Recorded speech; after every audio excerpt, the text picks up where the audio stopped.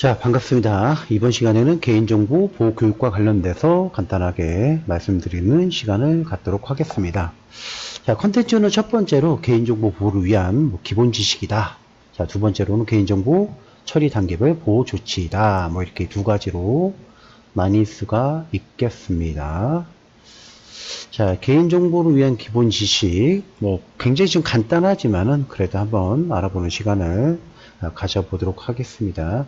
자, 개인정보라는 것은 무엇이냐? 바로 살아있는 개인을 알아볼 수 있는 정보다라는 것입니다. 예를 들어서 어떤 것이 있을까요?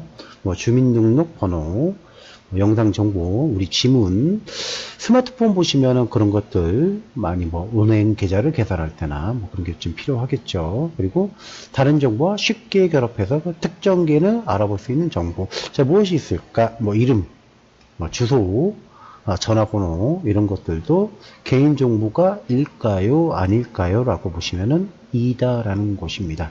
자, 그래서 우리가 개인정보라는 것이 무엇이냐. 자, 개인정보에는 이름도 들어가고요, 전화번호도 들어가고요, 자, 주소, 전자우표 이런 것이 개인정보야. 전화번호 같은 경우에 이런 것들이 많죠. 예를 들어서 통장 비번으로 할 수도 있고, 조합해서, 그리고 아니면 집 문 비밀번호도 할 수가 있으니까 이런 것들이 개인정보에 들어간다라는 거. 그리고 통화 IP 주소, 자, GP수 등도 그 사람이 어디 있는지, 그죠? 통신 위치 정보와 관련돼서. 세 번째로는 사회적 정보, 그래서 교육 정보, 그레이드 수준, 근로 정보, 그런 것들, 어디서 근무하시냐, 자격 정보, 이런 것들이 있죠. 재산적 정보, 당연하겠죠. 개인 신용 정보, 부동산, 주식, 이런 것들. 정신적 정보도 들어간다는 거. 기호, 뭘 좋아하냐, 성향, 신념, 사상, 이런 것들도 개인정보다 아니다. 개인정보다라는 거. 신체적 정보는 뭘까? 신체의 정보. 몇 센치냐, 몇 킬로냐, 이런 것들. 의료 정보 굉장히 중요한 거죠. 건강 정보까지도. 그래서 저희가 아까 말씀드렸던 휴대전화 내 자리는 개인정보일까요? 아닐까요? 라고 물어보시면은 개인정보다 라고 말씀을 드릴 수가 있겠네요. 법인 또는 단체 정보는 개인정보가 될 수 있을까요? 결론적으로 말씀드리면 될 수 없다라고 보시면 될 것 같습니다. 그래서 개인정보를 통한 업무 처리의 방법을 보시면은 거의 모든 상황에서 사용되는 개인정보라는 것입니다. 그래서 민원을 통해서, 프로그램을 통해서 업무 수행이 되고요, 혹은 문서를 통해서 업무 수행이 되고, 자, 이것을 타 기관과 정보 연계요. 예를 들어서 국세청과 세무서, 국세청과 경찰이 정보 연계가 된다라는 거. 인터넷을 통해서 정보 공개가 일부는 되는 거죠. 예를 들어서 토지와 관련된 대장, 아니면은 등기부 등본, 이런 것들이 인터넷을 통해서 정보가 공개되는 거다라고 보시면 될 것 같습니다.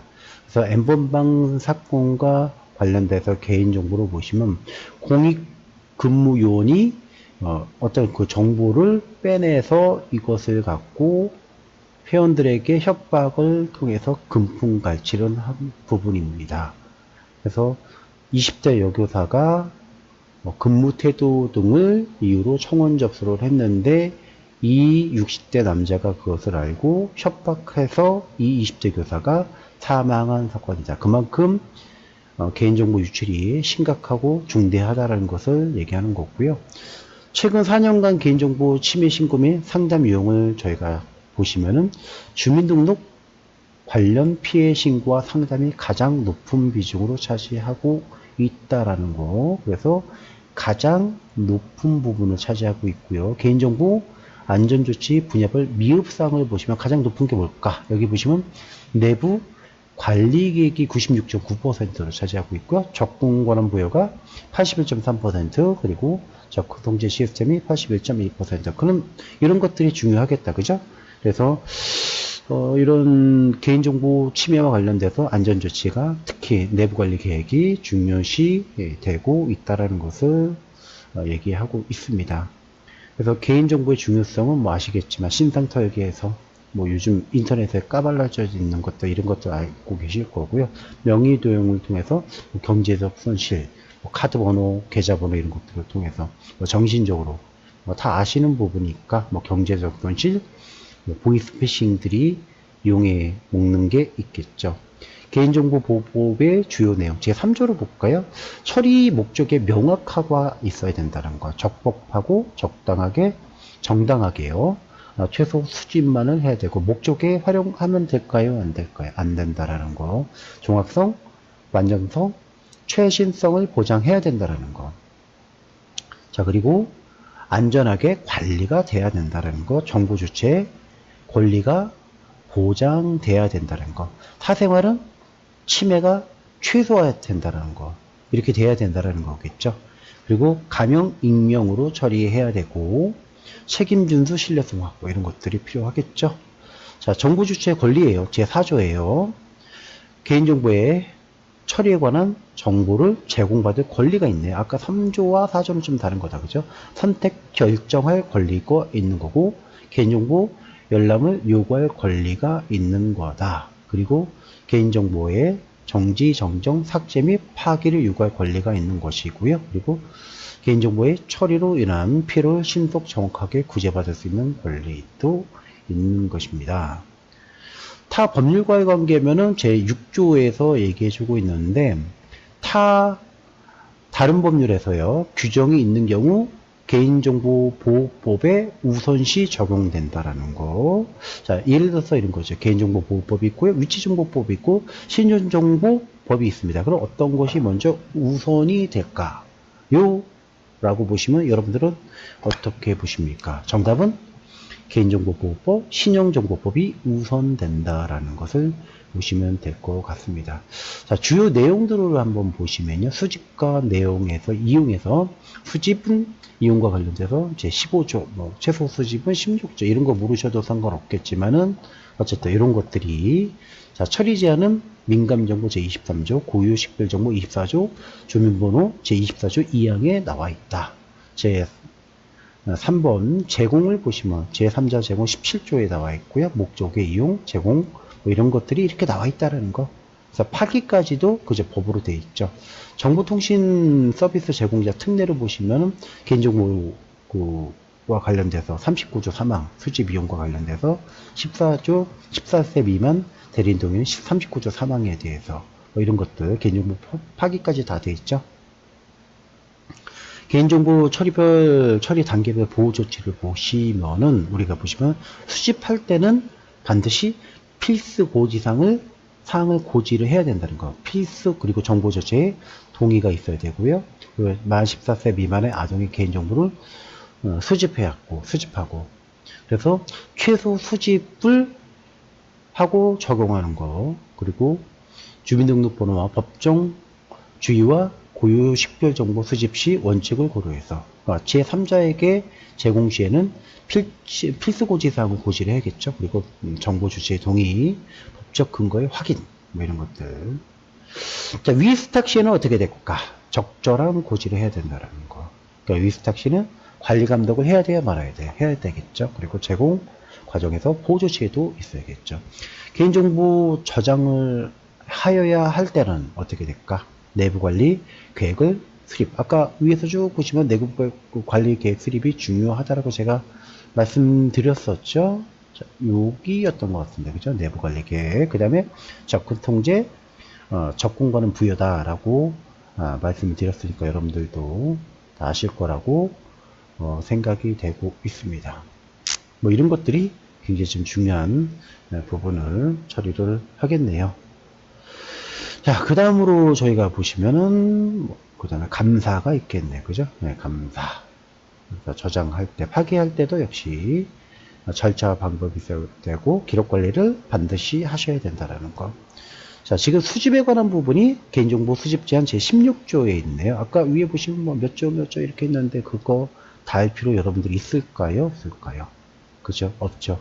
자, 그만큼 개인정보 수집과 관련돼서 엄격하게 하고 있다. 뭐 이렇게 보시면 될 것 같습니다. 자, 최소한의 개인정보 수집이라는 입증 책임은 누가 져야 되겠습니까? 정보 처리자가 져야 된다는 거예요. 네. 자, 필요 최소한의 정보 외의 개인정보 수집에는 동의 거부가 가능하다라는 거.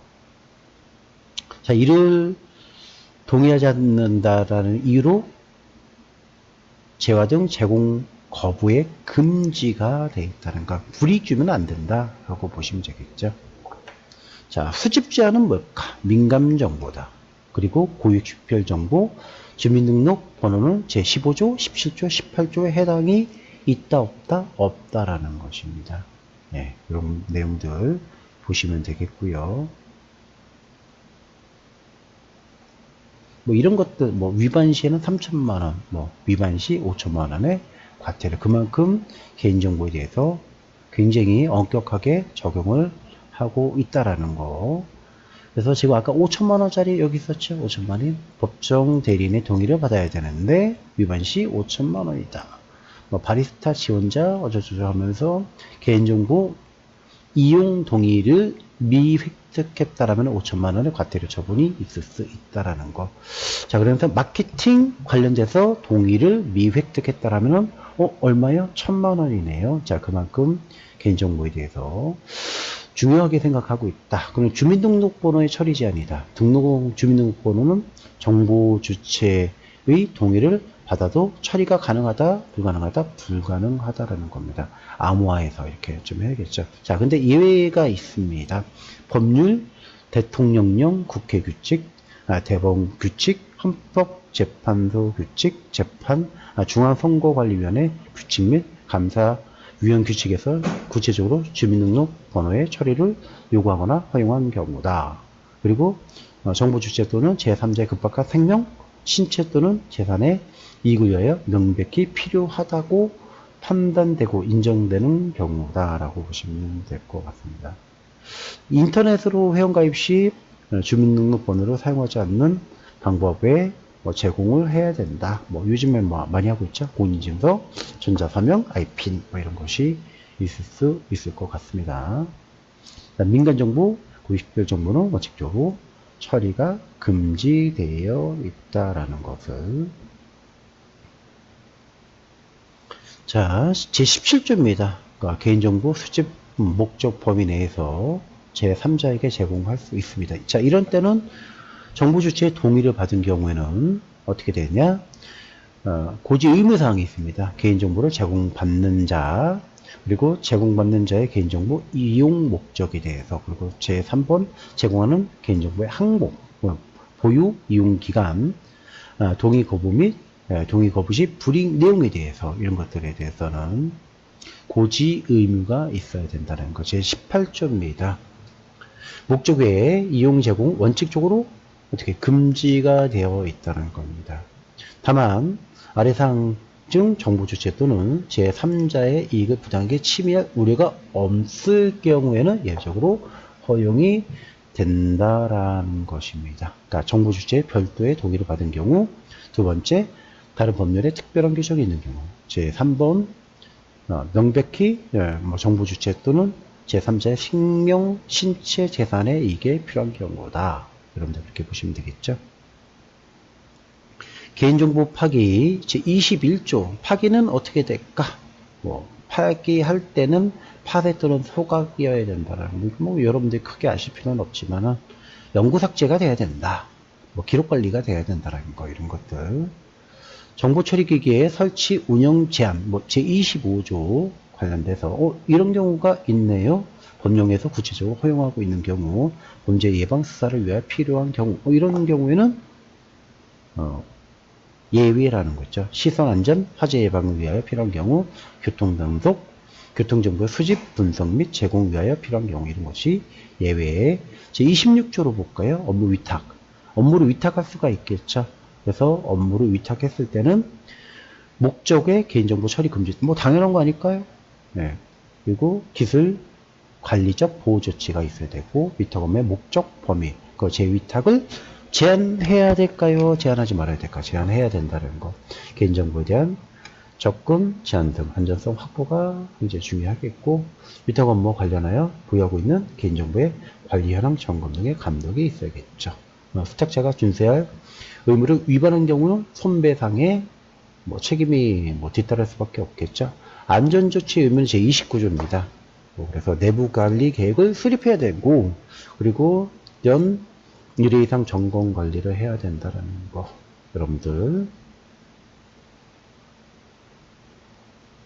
자, 제30조인데요. 개인정보 수립 및 공개와 관련돼서 뭐 처리 목적, 처리 및 보유기간, 제3자 제공, 위탁, 정보 주체와 법정 대리인, 권리 의무, 행사 방법에 관한 거, 뭐 파기, 안정성 확보 조치, 자동 수집 장치의 설치 운영 및 거부에 대한 거, 뭐 이런 것들. 자, 그 다음 31조는 뭘까? 개인정보 보호 책임자의 지정이에요. 그래서 개인정보 보호 책임자의 지정, 뭐 누가 될 것이냐. 그래서 개인정보의 처리에 관한 업무를 총괄 책임지는 거. 그래서 역시 가장 중요한 부분이 1번이 뭐가 되고 있나요? 개인정보의 보호계획이다. 이렇게 보시면 되겠죠. 그리고 정기적인 조사 및 개선이다. 불만의 처리 및 피해 규제다. 뭐 이런 것들. 뭐 교육계획이다. 개인정보 파일. 뭐 이런 것들. 제 35조로 볼까요? 35조는 개인정보의 열람이겠네요.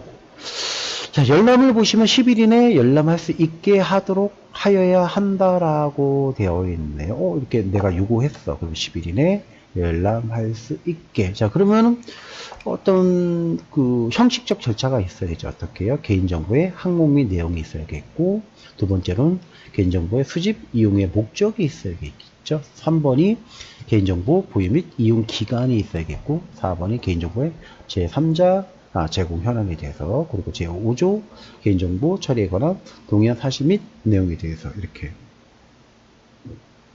그리고 밑에 보면 열람 및 제한 거절 가능도 있네요. 뭐 예를 들어서 법률에 따라서 열람을 금지되거나 제한되는 경우, 뭐 이런 부분도 있겠고요. 개인정보 정정 삭제에 대한 부분도 있습니다. 개인의 정보를 열람한 정보 주체는 그 개인 정보의 정정 삭제 요구가 가능하다라는 것을 보시면 되겠고요. 그리고 개인정보의 처리 정지가 있습니다. 제37조인데 개인정보 처리자는 요구받은 날부터 10일 이내에 정보 주체에게 뭐 지체사항 통지 의무가 있습니다. 자, 주요 개인정보법의 주요 내용을 보시면은 뭐 관련 근거도 나와 있고요.